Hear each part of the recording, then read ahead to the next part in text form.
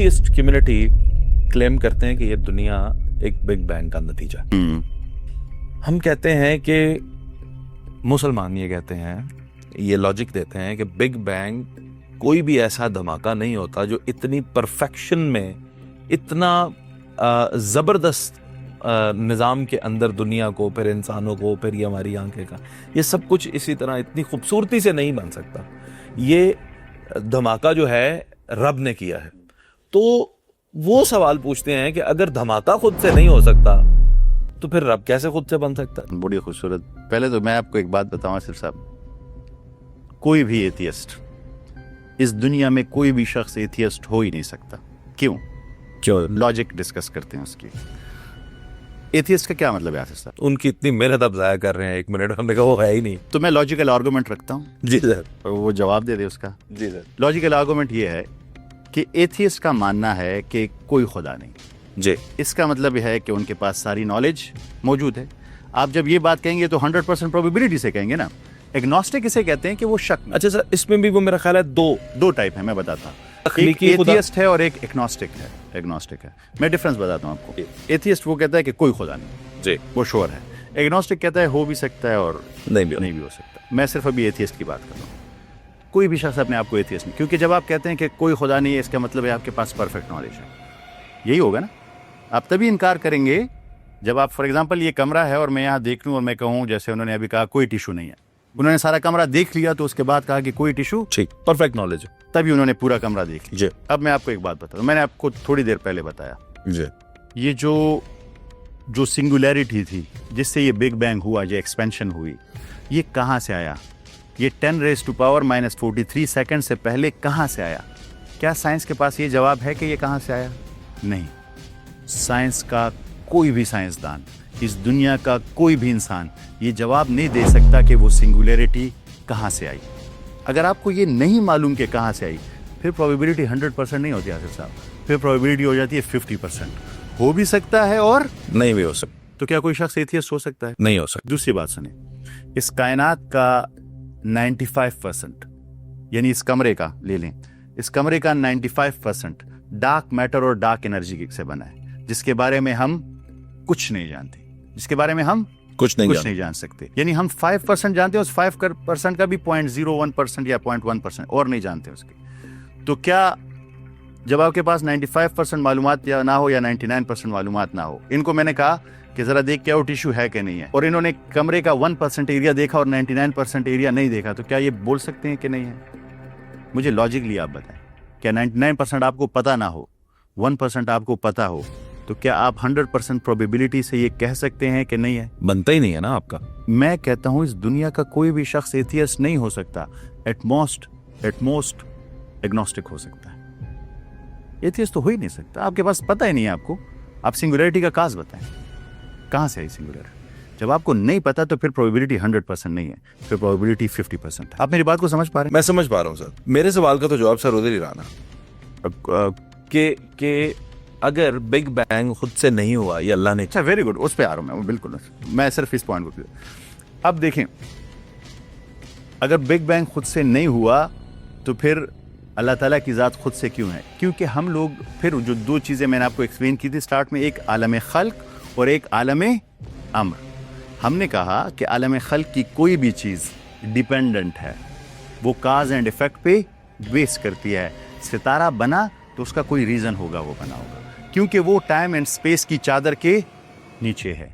Time and space की चादर के नीचे है। पर जो चीज़ टाइम एंड स्पेस के चादर के बाहर है, वो इस काज एंड इफेक्ट की मोहताज नहीं है। एक दफ़ा फिर आपको एक्सप्लेन करके देता हूँ। जो सितारा है, जो चांद है, जो हम हैं, जो ये पूरी कायनात है, ये है टाइम एंड स्पेस के अंदर, ये काज एंड इफेक्ट की मोहताज है। पर जो चीज़ इस चादर के अंदर नहीं है, वो इसकी मोहताज नहीं है। जरा आप इस एक एग्जाम्पल को समझिए। पबजी गेम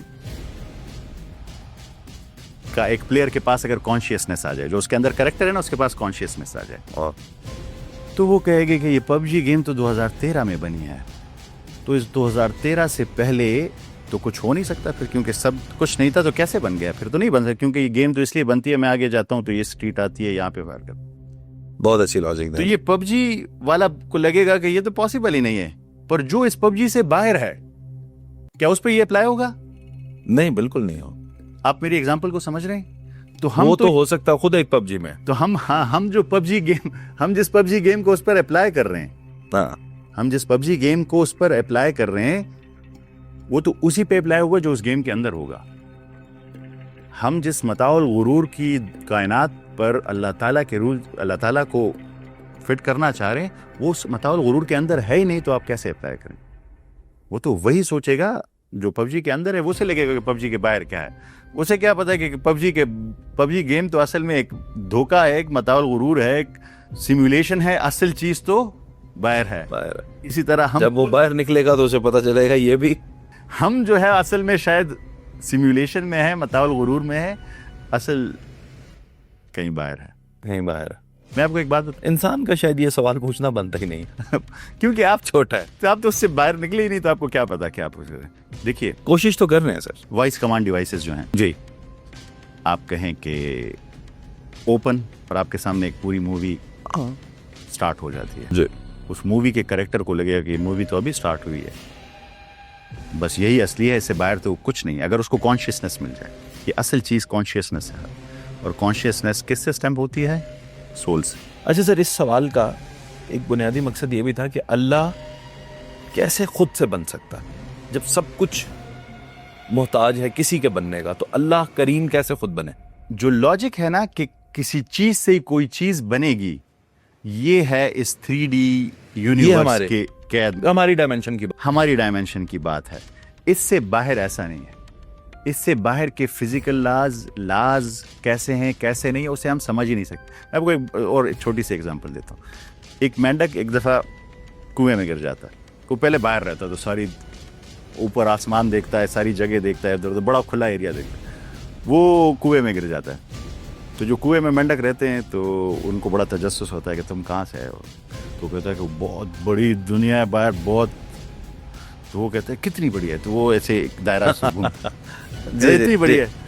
तो वो कहता है कि नहीं, ये तुम नहीं एक्सप्लेन करो। फिर एक बड़ा दायरा बनाता। आखिर में वो पूरा जो डायमीटर है कुएं का, उसका चेक कहता है इतनी बड़ी। तो कहता है कि मैं तुम्हें नहीं एक्सप्लेन कर सकता, नहीं कर सकता। तो कुछ चीजें वो कुएं के मेंढक के हिसाब से हम लोगों के अक्ल, हमारी कॉग्निटिव एबिलिटी से वो मैं इस नतीजे पर पहुंचा कि हम क्योंकि इस डायमेंशन के अंदर हैं, हम वहाँ बाहर, इससे बाहर वो लॉज नहीं है, तो कोई भी चीज खुद से बन सकती है, अल्लाह भी खुद से। तो नहीं ऐसे नहीं। मैं इसको थोड़ा सा सिर्फ एक्सप्लेन करूं। हमें नहीं पता कि वहां क्या है। अब मैं एक चीज आपको बताता हूं। आपको पता है इस दुनिया की तमाम एकेडमिक रिसर्च, साइंटिफिक रिसर्च कैसे काम करती है? क्या आपने ग्रेविटी को देखा है? नहीं देखा ना। आप हवा को देख सकते? नहीं देख सकते। हम एक्सपेरिमेंट्स करते हैं, हम कुछ चीजें प्रूफ कर लेते हैं, कुछ को हम नहीं समझ सकते, अपनी सेंसेस से उसे नहीं समझ सकते। क्योंकि हम लोगों ने 10 चीजें टेस्ट की, वो ठीक थी, 11वीं 12वीं उससे मुताबिकत है, तो हम कहते हैं कि हम इस पे भी बिलीव कर लेते हैं, क्योंकि ये 10 चीजें ठीक है, तो ये 11 12 भी ठीक होगी। अब कुरान करीम हमें कहता है कि वो तमाम चीजें जिसे आप अपनी कॉग्निटिव एबिलिटी से समझ सकते हैं, जो आपके अकल के हुदूद के अंदर हैं, आपका टेस्ट उस पे, आपने उससे समझना है। तो जब आपने कुरान करीम की वो तमाम बातें समझ ली, कुरान करीम ने कायनात की पैदाइश को, इंसान की पैदाइश को, इस ज़मीन की पैदाइश को, ज़िंदगी को, इस पूरे निज़ाम को जो एक्सप्लेन किया है, और साइंस ने तमाम बिलियंस डॉलर स्पेंड करने के बाद, सदियों की रिसर्च के बाद उसी पे पहुंची है। तो जब आपकी ये तमाम बातें कुरान करीम की ठीक हो गई, उसके बाद वो बातें जिसे आप अपनी कॉग्निटिव एबिलिटी से समझ नहीं कर सकते, उसको जैसे आपकी एकेडमिक रिसर्च है, जैसे साइंटिफिक रिसर्च है, फिर आपको उन बातों को इसलिए मानना पड़ेगा कि इस कुरान करीम की बाकी तमाम बातें ठीक है, इसका मतलब है कि ये बातें भी।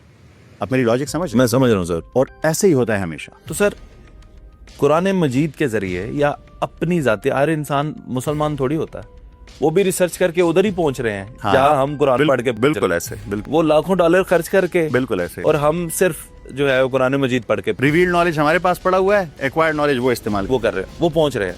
आखिर में जाके उनको ये कैसे साबित करें कि वो जो रब तुम तलाश कर रहे हो वो अल्लाह ही है, वो ईश्वर नहीं है, वो कोई और खुदा जो दुनिया में और रिलीजन्स हैं वो नहीं है, अल्लाह ही है। ये बहुत अच्छा क्वेश्चन है। उसके लिए जो आयत है कुरान करीम है वो है अफला यतदब्बरून अल कुरान, कि आप इस पर तदब्बर नहीं करते, या अगर इसमें कोई गलती है किसी इंसान की तरफ होता तो आप इसमें बहुत सारी गलतियां ढूंढ लेते। कुरान करीम ने फिर ओपन चैलेंज दिया ना कि आप टेस्ट करें इसे कि ये अल्लाह की किताब है या नहीं है, आप इसे कंपेयर करें, चेक करें कि ये अल्लाह की किताब है या नहीं। अब देखें, मैं आपको एक छोटी छोटी एग्जांपल देता हूँ। अगर ये नऊज़ बिल्लाह किसी इंसान की किताब होती तो इसके पास वो इन्फॉर्मेशन नहीं होती जो किसी क्रिएटर के पास हो सकती है। जैसे आप सूरह तारिक की एग्जांपल ले लो। सूरह तारिक कैसे स्टार्ट होती है? वो समाए व तारिक, कसम है आसमान की और कसम है तारिक की, वो मा अदराका मत तारिक, तुम्हें क्या पता कि तारिक क्या है? और आगे जवाब देते हैं अन नजमुस साकिब, ये एक चमकता हुआ सितारा है। ये कुरान करीम की एक, मैंने आपको एग्जाम्पल के तौर पर बता रहा हूँ, अनगिनत एग्जाम्पल हैं। हर वो आयत जिसपे आपके रोंगटे खड़े हो जाएंगे अगर आपके पास साइंटिफिक इल्म है, ये कैसे एक्सप्लेन हो रहा है। अब जरा सुनिएगा, कसम है आसमान की और कसम है तारिक की, और तुम्हें क्या पता कि तारिक क्या है? तो ये एक नजमुस साकिब है।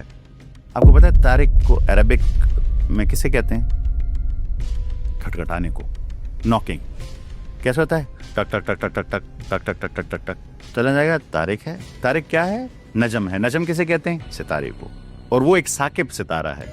साकिब किसे कहते हैं? बहुत चमकीला, बहुत ब्राइट, बहुत ब्राइट। साकिब दो चीजों को कहते हैं, एक बहुत ब्राइट और एक सुराख करने वाला। अब कितनी अजीब बात है, कसम है आसमान की और कसम है खटखटाने वाली की, और तुम्हें क्या पता खटखटाने वाला क्या है? ये एक बहुत ब्राइट सुराख करने वाला सितारा है। ये बात 1400 साल पहले की जा रही है और 2020 के बाद डिस्कवर की जाए, और 2020 के बाद हमें पता चलता है कि कायनात में एक सितारा है जिसे पल्सर स्टार कहते हैं। पल्स क्या होती है? टक डुब डुब डुब डुब डुब डुब टक टक टक टक टक टक हो रही। और वो इतना ब्राइट है कि वो कुछ लम्हों में इतनी रोशनी देता है कि सूरज सालों में नहीं दे सकता, इतना ब्राइट है। और वो एक न्यूट्रॉन स्टार है। पल्सर स्टार एक न्यूट्रॉन स्टार है। वो बड़ा होता है, अल्टीमेटली स्पेस टाइम फैब्रिक में सुराख करके ब्लैक होल बन जाता है। सुराख करने वाला, चमकीला, सारी चीज, सारी निशानियां। तो मैं तो इंसान हूं, मैं अनबाइस हूं, तो मैं सोचूंगा ना कैसे पता है किताब को वो बातें जो शायद 14 साल पहले नहीं पती थी, वो 1400 साल पहले कैसे पता है? टेस्ट करें फिर उसे। तो यकीनन ये उसकी किताब है जिसको पता है, ये उसी को पता हो सकता है जिसने ये सब क्रिएट किया है। तो टेस्ट कर, कुरान करीम तो चैलेंज देता है ना, बार बार चैलेंज देता है, टेस्ट करें ना। तो आप टेस्ट करें। अगर आप टेस्ट में अनबाइस्ड टेस्ट करें, आप खुद सर झुकाएंगे।